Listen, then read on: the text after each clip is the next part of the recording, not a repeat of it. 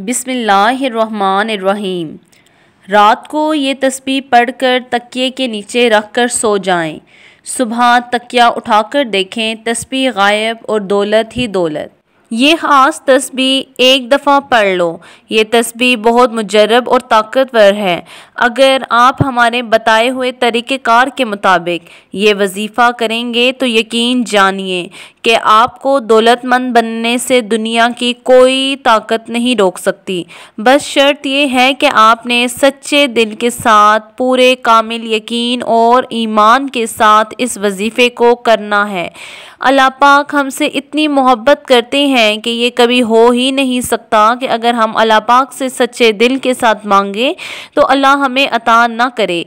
यकीन जानिए कि कभी कभी ऐसा होता है कि हम बहुत ही सच्चे दिल के साथ दुआएं मांगते हैं, अपनी फलाह हाजत के लिए अल्लाह से मुराद करते हैं, अल्लाह से मांगते हैं और वो हमारी हाजत अल्लाह की बारगाह में कबूल नहीं होती।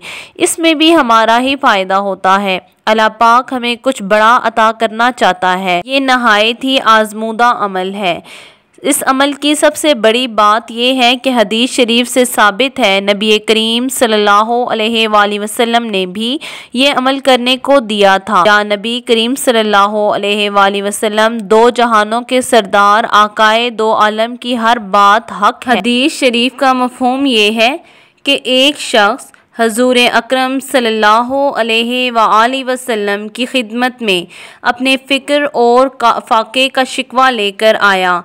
आप सल्लल्लाहु अलैहि वसल्लम ने ऐसे ये अमल फरमाया। कुछ अरसे के बाद आया तो अर्ज़ किया, अब तो मेरे पड़ोसी भी मेरे हाथ से इस्तिफ़ादा करते हैं। अल्लाह ताला ने इतना अता किया है कि मैं तकसीम करता हूँ। नाज़रीन, इस अमल की खूबी ये है कि अल्लाह पाक इतना माल और दौलत अता करते हैं कि अमल करने वाला ख़ुद भी माल और दौलत से फ़ायदा हासिल करता है और लोगों को भी देता है। यानी कि अल्लाह पाक इस अमल को करने वालों को इतनी दौलत दे देता है कि वह दूसरे को तकसीम भी करे तो फिर भी कोई फ़र्क नहीं, बल्कि दूसरों की मदद करने से तो अल्लाह पाक दौलत में और भी बरकत फरमा देता है। नाज़रीन, आप भी इस अमल से फ़ायदा उठाइए। अब तक करोड़ों अफराद इस अमल से मुस्तफ़ीद हो चुके हैं। इस अमल पर यकीन रखते हुए इसको करें। इतना ही बहुत है कि यह अमल हदीस शरीफ से साबित है। कारोबार में बरकत के लिए, घर में बरकत के लिए, अमीर होने के लिए, रोज़ी को कुशादा करने के लिए ये वजीफ़ा बहुत ही मुजर्रब है। अगर आप इस अमल को अपनी ज़िंदगी का हिस्सा बना लेंगे तो सवाब के साथ साथ मालो दौलत और बरकत भी बहुत ज़्यादा होगी। इंसान को अपनी ज़िंदगी में मुश्किल और आसान दोनों किस्म के हालात का सामना होता है। कभी मुआशी खुशहाली, खुशगवार घरेलू ज़िंदगी, तंदुरुस्ती, मकासद में कामयाबी और औलाद की फरमाबरदारी जैसी सैकड़ों खुशियाँ उसकी ज़िंदगी में बहार बनकर दाखिल होती हैं।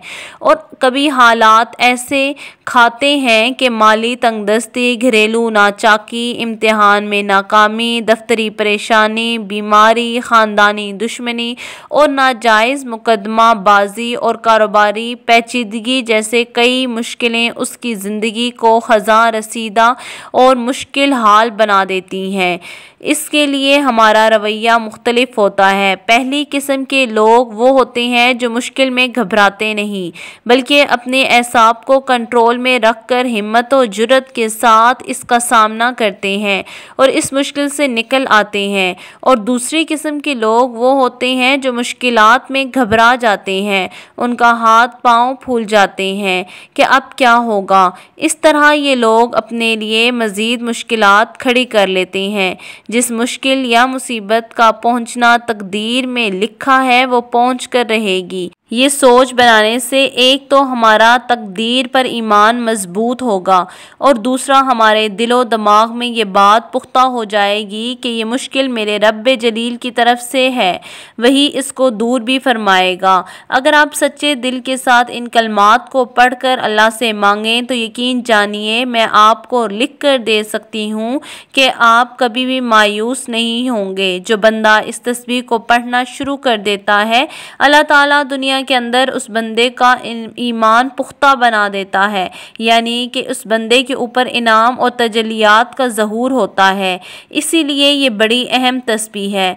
और मैं अल्हम्दुलिल्लाह जब इसका विर्द करती हूँ तो अल्लाह ताला के अनवार और तजल्लियात लोग मुशाहिदा करते हैं। और सूफिया ने इस तस्बीह का विर्द किया, अल्लाह ताला के अनवार और तजल्लियात को देख लिया। आइए इस वजीफ़े की जानिब चलते हैं। रात को ये तस्बीह पढ़कर तकिए के नीचे रख कर सो जाएं।